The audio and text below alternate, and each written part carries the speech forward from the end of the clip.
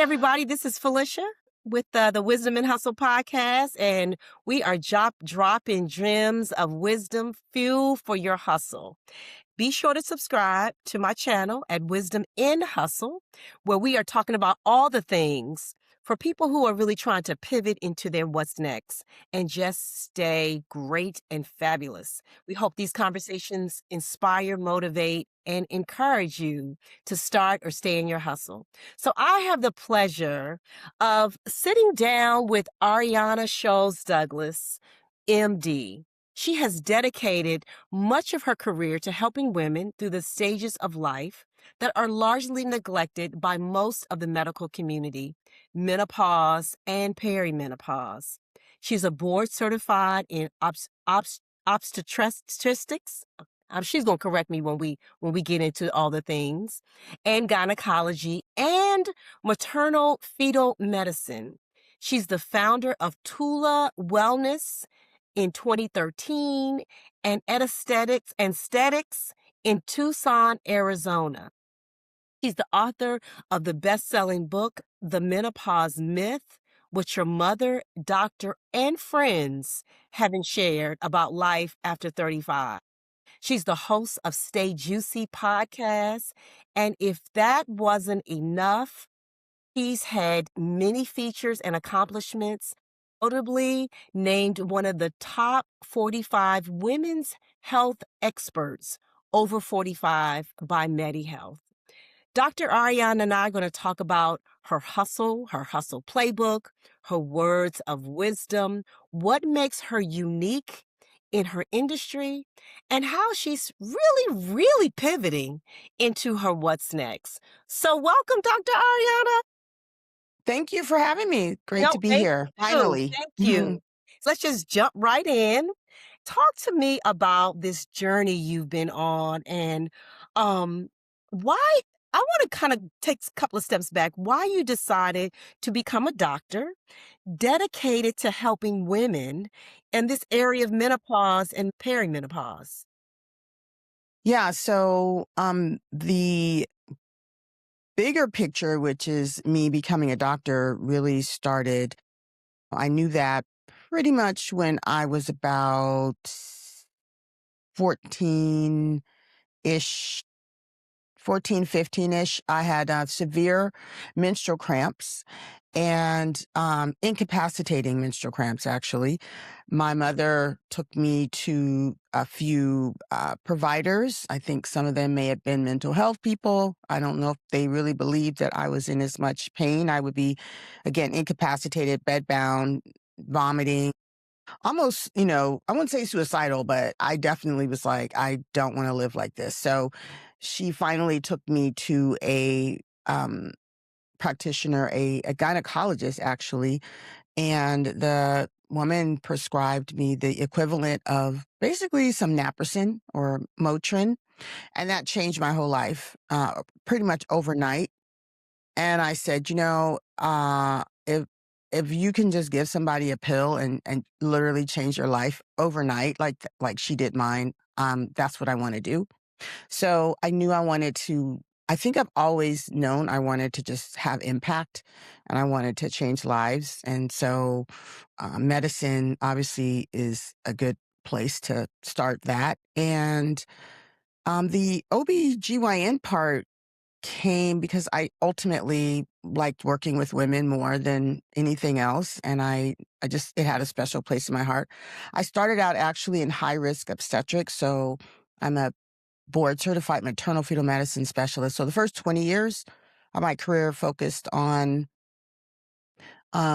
managing high risk pregnancies, genetics, ultrasounds, all of those things. And then as I went through perimenopause and didn't know that I was going through it, and the impact that had on me, how it was a very tumultuous period. Once I realized that that's what I was going through, and that as a gynecologist, I had no idea that I was going through that. I thought that, if I didn't know what was going on, then the average woman probably didn't. So that's what made me write the book. First of all, the Menopause Myth, because I realized there were a lot of myths around us going into this period. One myth being that your gynecologist knows anything about menopause.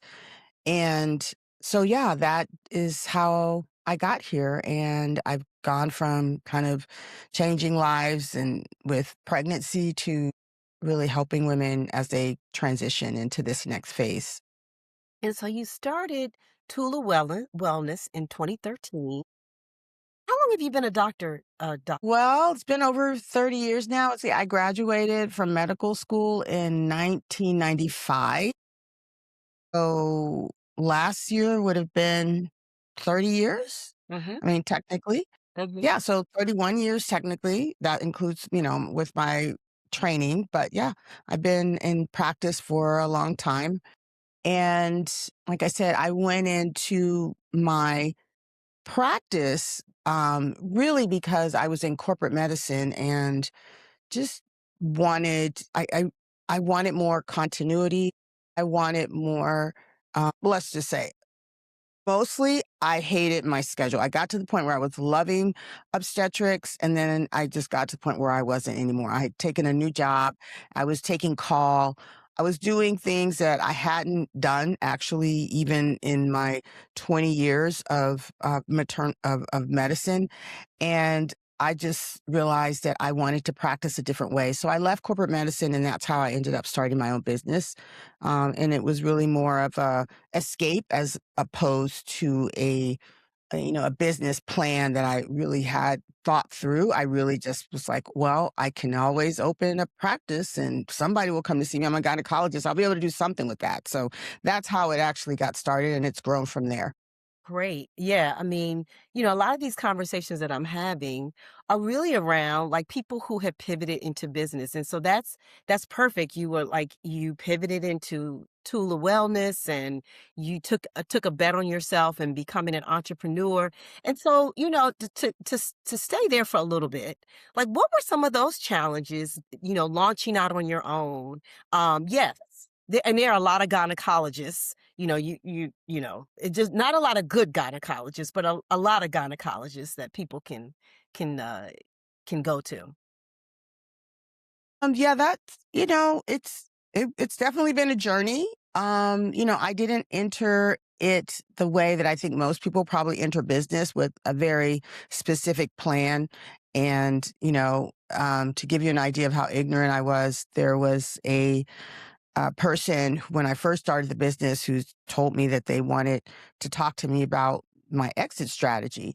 And I was like, why is he asking me that? Like, I thought he meant like, "Oh, you're gonna fail, so how Mm, are you going to get out?" And I was offended. That's how much I didn't really understand business, and then years later, I was like, "Oh, exit strategy."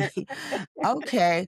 So I ended up, doing the Goldman and Sachs 10,000 Small Business Program, which was really helpful in helping me just understand business. Because as a physician and working in corporate medicine and doing just very specialized procedures, I just wasn't aware. I didn't even know what I didn't know. So it was challenging. I'm not going to lie. I recently got a business advisor last year, the best decision that I've made.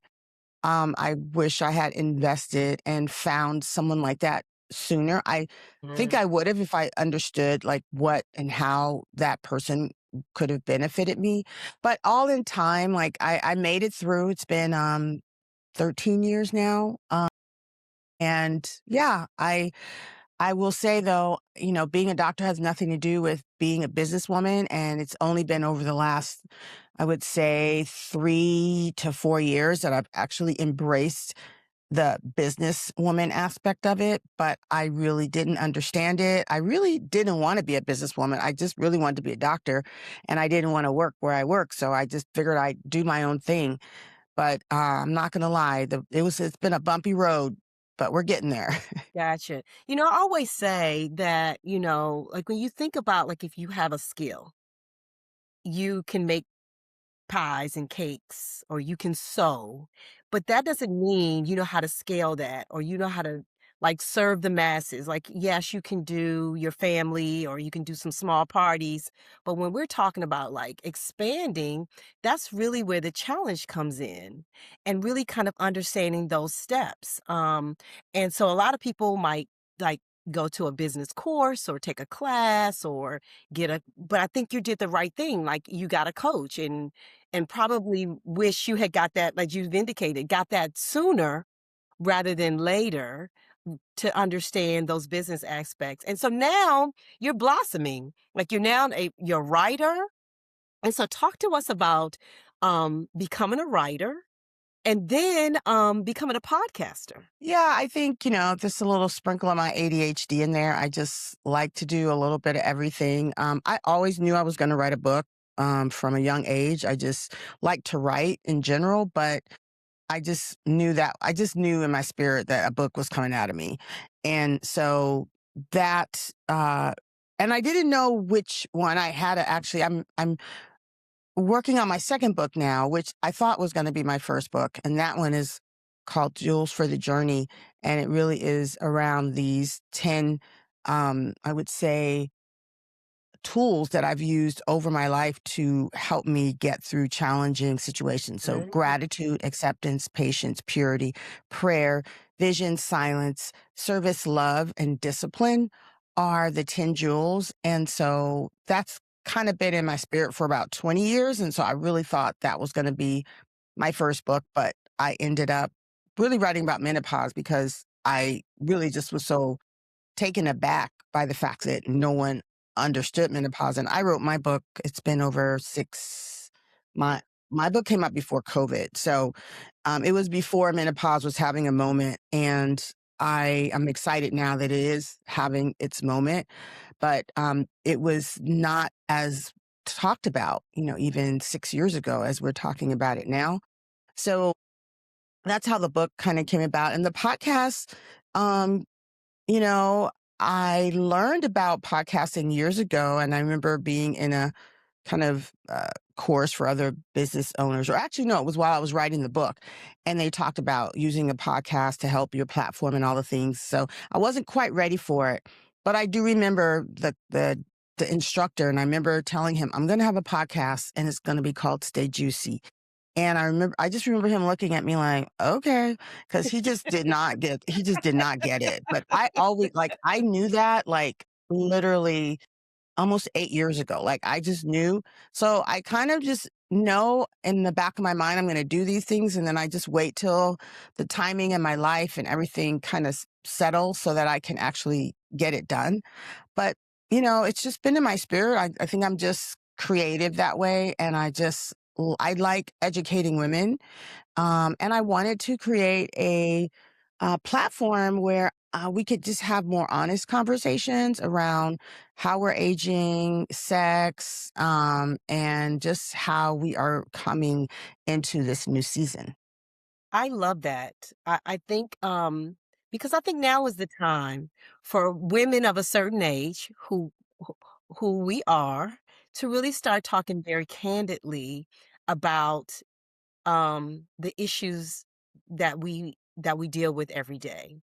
So I here, of course, talk about the pivoting aspect. And so you've talked a little bit about knowing your timing when it's time to, and I'm not saying quit your job, but knowing when it's that time of your season of your life that you need to pivot to what brings you joy, what brings you peace, all the things that your book is going to really lean into. So I'm excited about this book that's going to be coming out. And so, what was that thing that pulled at you when you said, I mean, because you already had the vision, but in terms of timing, like was pulling at you, like, this is now the time to pivot. Like, medicine, you know how to treat women, but it's now that time where it could be that time of your life where your kids are grown. Like it's time to pivot into that next thing.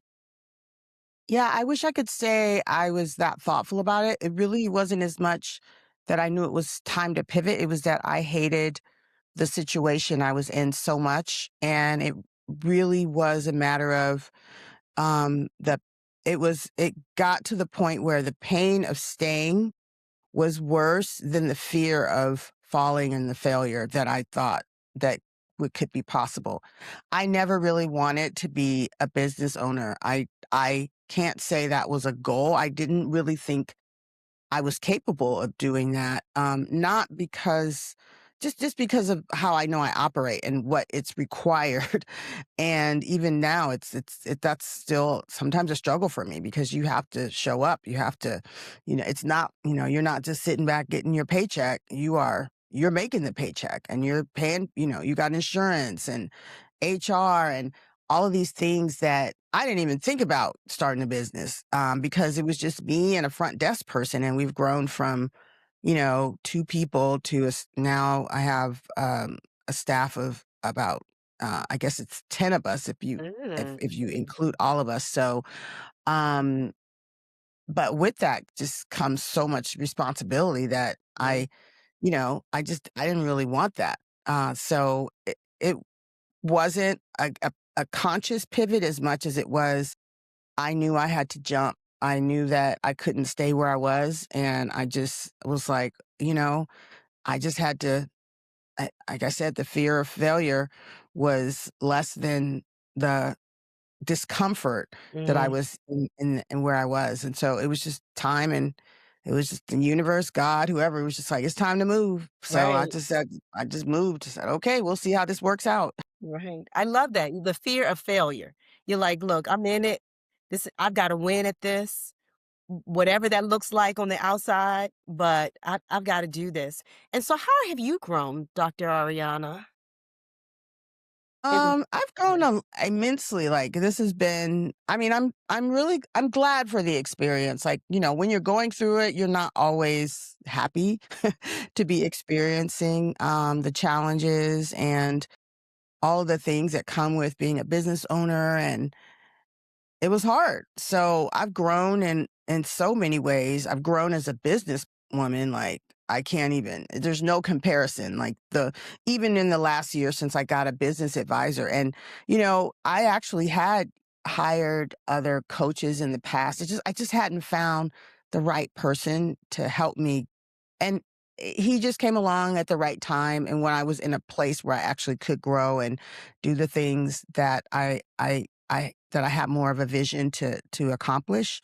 But I've I've grown and also just my confidence. Just the fact that I know that, a lot of businesses don't make it, the fact that I made it through some really challenging times. I just know I have resilience. I I just have a different just a respect for myself that I didn't have going into this. So I know I'm way stronger and capable than what I imagined when I entered into this business world. And now I'm starting to even, I'm kind of trying to set my business up. I'm working on my 5-year exit strategy. So I actually have an exit strategy now. And I can see the light at the end of the tunnel, but I'm just thinking of business now. Like, what are some of the business endeavors that maybe have nothing to do with medicine?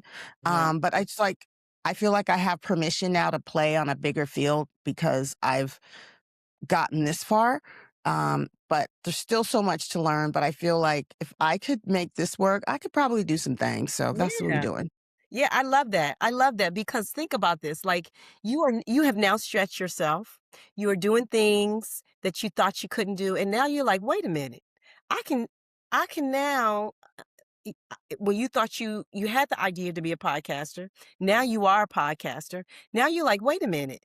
I can go on and do something else. Even when I decide I'm not gonna do medicine anymore. Like, I'm not dying. I can pivot. Like, I have the resiliency to pivot and pivot and pivot."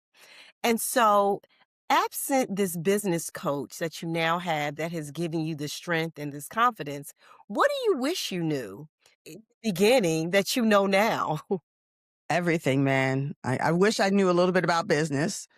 I wish, but I could say all that, but I think it really is the journey that makes us, right? It's the journey that gives us the fortitude, the character the confidence ultimately is the challenges you have to get through. So, yeah, in a perfect world, I would have loved to have someone like, my business advisor back then that I now, but uh, it probably wouldn't have been as interesting as it was.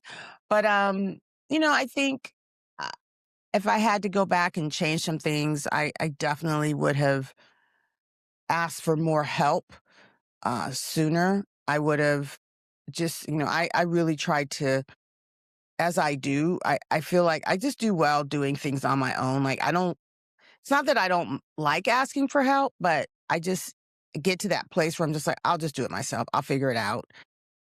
So I wish I had just really asked for more help, been more open to community around just business in general, but I really worked more in my own little world in a little silo and just did my own thing. And it didn't, again, it wasn't a terrible thing, but I wish I could have done some things differently. Mhm. Definitely could have done. I would have networked more. Like, all this idea of networking, I always, I didn't like that because I felt like there was something disingenuous about it. And yeah, I just had a weird way of like, I don't want to go somewhere with the intention of trying to Push meet our people business to, card. yeah, to just support my own thing. Like, I just didn't think it was very authentic, right? Mhm. I just didn't have the mindset of a business person. And now I look at it's important to collaborate. It's important to know who's doing what in the community and how you can connect with them. And it's not just about your own personal gain, but I looked at this as, people just trying to advance, their own personal gain, which some people that is their only intent, but some people are good connectors. Some people are good, just people that are always thinking, how to collaborate and help others. So I'm getting in that space now. I'm actually to the point where I created a group of women here. I don't even have a name for the group yet, but I've been bringing different business women together to mentor high school girls. Oh, nice. I'll be in your neck of the woods next week in Oh, DC. okay. Um, yeah, and I think I'm stopping by your place, but I I am going to be bringing 3 young ladies that won the scholarship that, I had an event here where, young girls, we did like a financial literacy and a mentoring panel and really ready to give back and, things that I wish, other people had shared with me when I was younger. Seeing role models, it's everything. I think these young ladies now, that's the best thing we can do is just show them what's possible. And so, I'm not sure how I got on that tangent, but that's what I'm just Yeah, that's what doing you're the pivoting things. towards. Like, that's what this is doing for you. You have grown. You're moving beyond medicine, so to speak, that the day-to-day of medicine, and so now you're pivoting into showing other young women what's possible. And so, Yes. I was getting ready to ask you, like, so how do you approach your work differently than others in your industry? I don't know if it's how different it is, but I will say that my my passion has always been around having impact. And I would say that's if there's one word to describe the work that I do is it's just about impact and changing people's lives. I've had the opportunity as a high risk OB specialist to literally save lives, to literally change the course of a family's life, a child's entire life in terms of how they're cared for in this critical period. And even now, I still get like Facebook um, contacts that are saying, "Hey, that my daughter, you delivered her, 20 years ago. She's about to graduate from college or all these things." And I'm like, this was a severely premature baby that literally, did an emergency C-section on and could have died. And so just to know that, that little seed that you planted 20 years ago is now, going to graduate from college and go into medical school or whatever it is that they're doing. It's just like, I just always want to have a purpose-filled life. To me, that is what gives me joy, is knowing that I changed, that I had an impact and I did something. That's just, I really do believe that's what I'm here to do. And Mhm. so as long as I'm enjoying it and as long as I feel passionate about it, I'll always probably find myself doing things that involve having some impact and helping people just live a better life one way or the other. And, that's a great segue into my next question, Dr. Ariana. Like, what is your hustle playbook? I know we were talking, I'm like, hustle Mhm. playbook. Yeah, my playbook is really impact. It's just figuring out, like, how can I be, I mean, it's part of one of my jewels, which is service. And so to me, it is like, it's just very gratifying. And at the end of the day, when I'm feeling, some kind of way about something I don't have or something I want to do that I feel like I'm either being slighted or whining. And I just really think about, I do two things in particular. One is go back to gratitude. Gratitude is always the first kind of principle that I have to live by because, we take for granted so many things and we expect, life to be a certain way. To recognize people are suffering, people are going through things, and just to be grateful.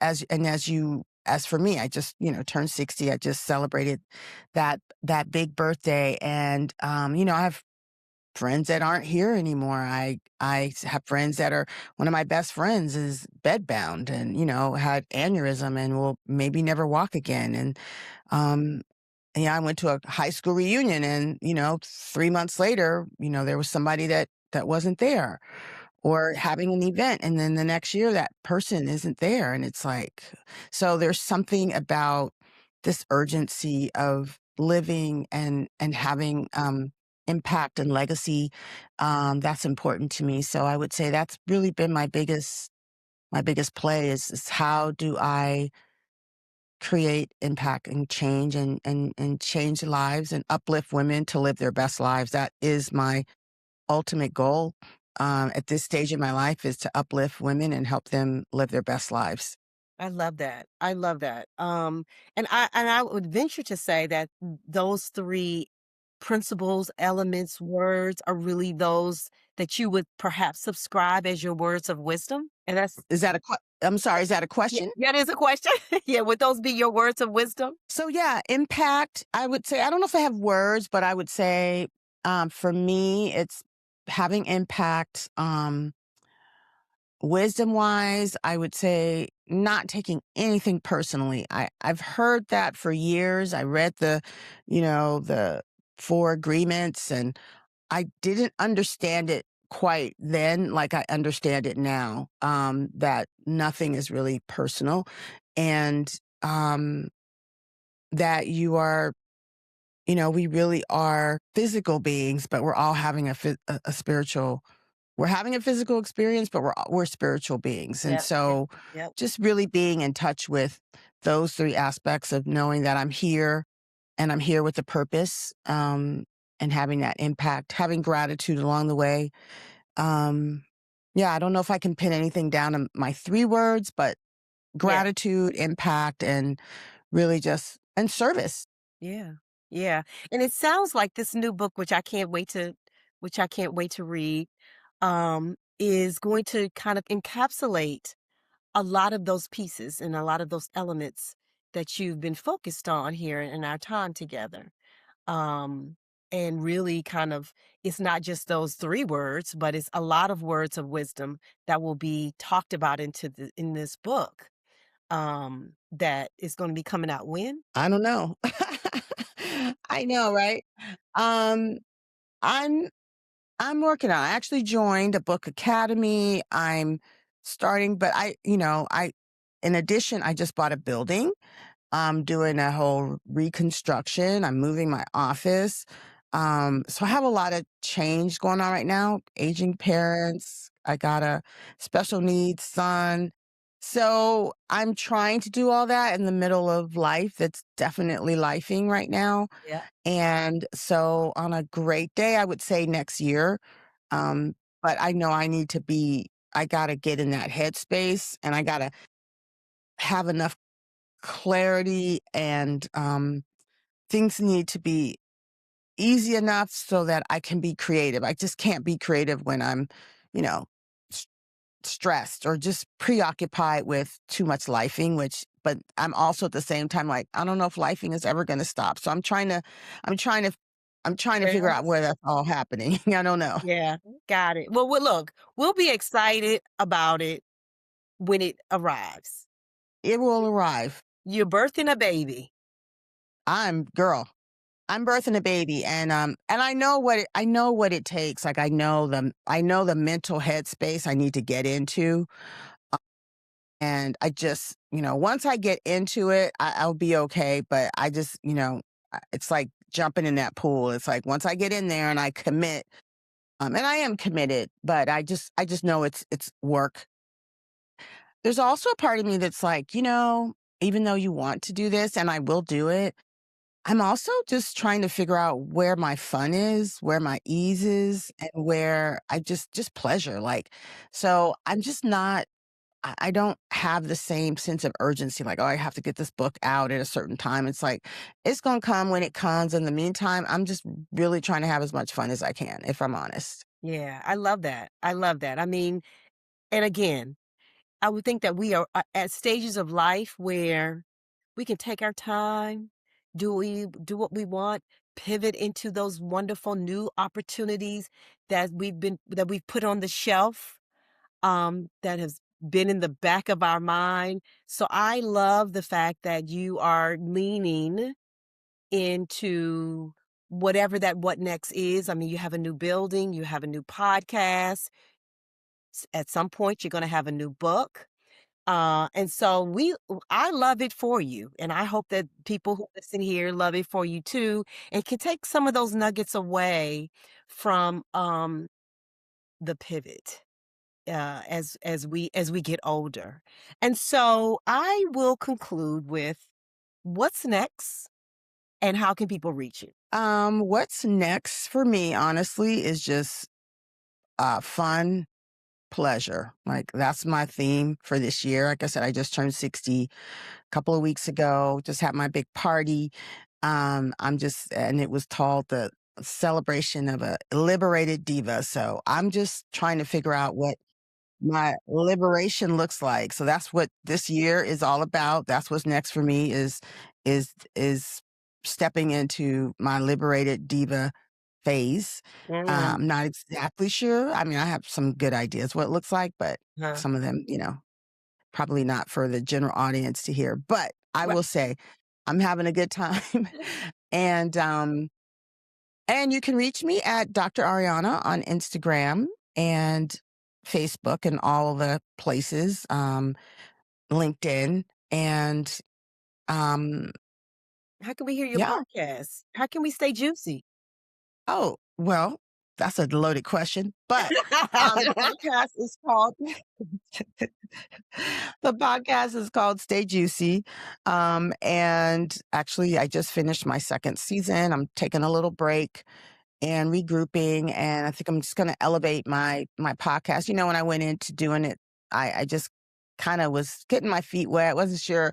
I know me, and I know, like, I may say I want to do something, and then I start doing it and I'm like, yeah, I don't want to do that anymore. Mhm. So I'm actually quite surprised that I'm still doing a podcast and going into this third season, and actually getting a lot of great feedback. And so we're going to go into the next season with all about pleasure. Um, we're really I'm gonna dive a lot deeper into that. The first seasons were a lot of education around menopause and all the things, but I'm about to take it up a little bit. We're Okay. gonna make it a little juicier this next season. Okay. We're gonna Okay. do, yeah, we're gonna do what I kind of set out to do, but didn't quite have the courage to dive into. But I'm ready now. We're gonna do it. Okay. Oh, look, that business coach has really done something. I tell you. He has like set you loose. Well, yes, because it gives me more freedom to be creative. And when I'm not so bogged down with the details, and I realize that about myself now, is that I am truly a big picture person. The more details you give me, the quicker I'm going to check out. So, I've been able to step away enough from my business and the day to day that I can have that bandwidth to be creative. And so that's what I need. That's my happy place.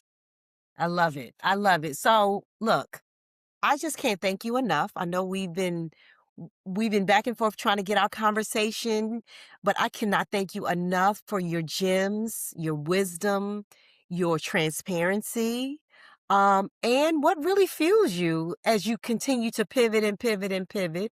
And so, yeah, I'm going to lean into this new season of Stay Juicy now because Lean I in, want, girl. I want to Lean hear all the in. things. We about to lean in. Yes, I want to hear all the things. So thank you so much. And I hope those who are listening, you all found some inspiration, motivation, and encouragement to really start or stay in your pivot and more importantly, your hustle. And don't forget to subscribe to my channel right there. So, in the words of Snoop Dogg, until the next episode, chat soon.